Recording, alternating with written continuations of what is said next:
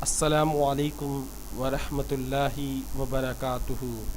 عمیرہ احمد عسق عکس ناول سے لیا گیا ہے۔ یہ گھر ٹوٹنا کوئی اچھی بات نہیں، گھر ٹوٹنا کوئی اچھی بات نہیں، پرندے کا گھونسلہ بھی ٹوٹ جائے تو وہ کتنے دن وہیں اڑتا ہے۔